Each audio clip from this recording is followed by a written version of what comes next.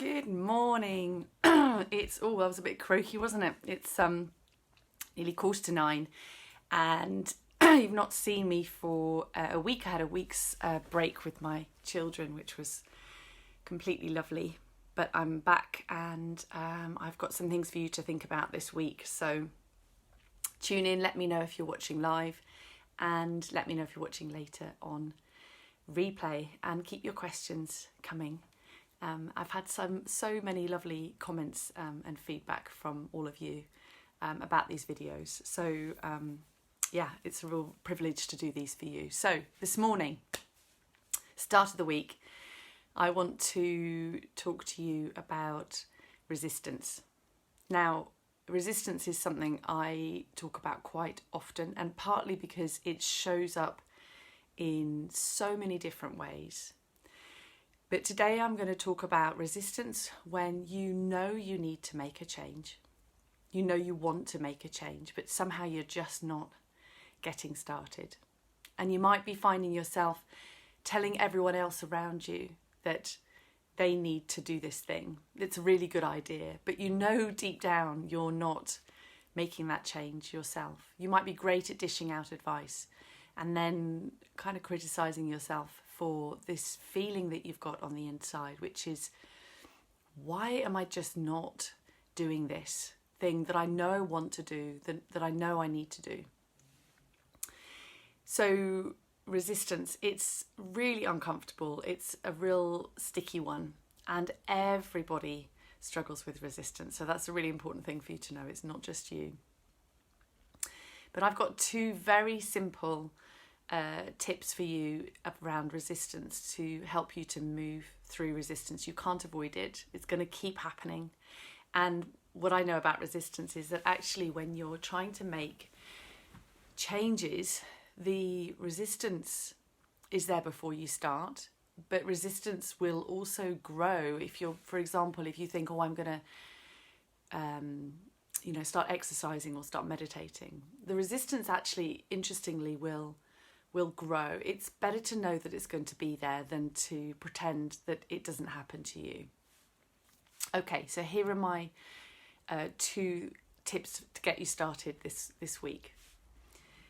The first is that action is so powerful and really helpful with resistance. But what I mean by that is identifying the tiniest steps forward that you can think of, the 2-second, 2-minute tiny steps. So in today's video, I'm going to use the example of accounts, because there are some people who love doing their accounts, but there are many people who don't enjoy doing their accounts for lots of reasons, which I'll come to.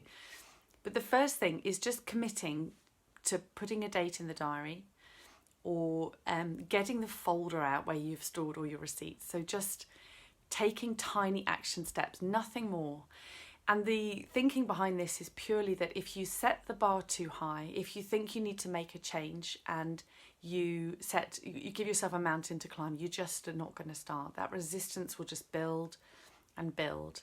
And the more that we feel ourselves stuck with resistance, and I'm sure you've noticed this too, the more down you feel about it, because it's like, why can't I make this change? Why can't I take this action? So tiny action steps that you've committed to starting today, and the tiniest thing. So if you want to get more healthy, just go and drink a glass of water. Just do one thing. And then just that's it today. And try and repeat that tomorrow and the next day, and maybe then think about adding in another tiny action step. That's all you need to do. Okay, so that's my first tip around resistance. I'm a bit rusty this morning, aren't I, having had a week off? My first tip around resistance is just tiny action steps. And believe me, I've experienced resistance, and I know that sometimes you just need to get started. Somebody said to me, it's like a stationary car. The handbrake is off, but it's not moving. The initial push, if you can just get it moving, once you've got the car moving, if you're trying to push a broken down car, once you've got past that initial inertia, then you can really get things going. So tiny action steps. Now, the second tip I have for you about resistance is to fully accept and embrace that it's there. And I'm going to give you a little story to help you to understand this. So when I first left being a doctor and I was setting up my business and I had no idea what I was doing in my business, I felt very resistant to looking at my finances and checking my receipts and mapping my accounts, and anything to do with my accounts I felt massive resistance to. And I kept telling myself, oh, it's because I find it really boring. Accounts is just not as exciting as all the other things I want to do. But when I leaned into that resistance and accepted that, okay, I'm feeling massively resistant to doing my accounts, what I noticed was that underneath all of those things I was telling myself and that big pile of resistance that I was experiencing, I was afraid to look at my finances because I wanted to be able to tell my husband that everything was going swimmingly and that I was already earning well above what I was earning before. But of course, I knew that wasn't true and I didn't want to see it. I wasn't there yet.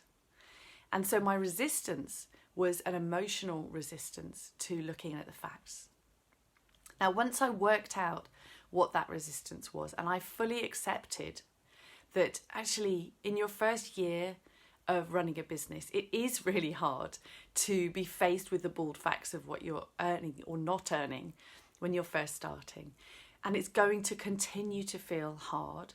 And yet I need to be up on my finances in order to make plans, in order to make good decisions. Once I unpacked that resistance and fully accepted that it was there, I could then manage myself differently. I could say to myself, of course, you don't want to look at this stuff.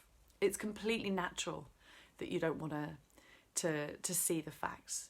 So what do you need to do to help yourself? Do you need a weekly money check-in? Just a very brief weekly session to check in. Yeah, actually that will make a difference. If I leave it for a whole month, it's much more daunting. I've got more receipts, I've got more to think about.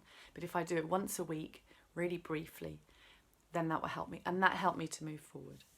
So this idea of fully accepting that the resistance is there. And if you're feeling stuck right now when you're watching this video, when you can just pause for a moment and just think about, actually, what's the real soft underbelly of this resistance? What is it that I'm feeling deep down and underneath? What do I not want to look at? And there are so many soft and vulnerable feelings that are associated with resistance that we completely avoid. But if you just stop and think about it, what's this resistance actually about? And fully embrace it, accept it. It's trying to tell you something, it's trying to protect you.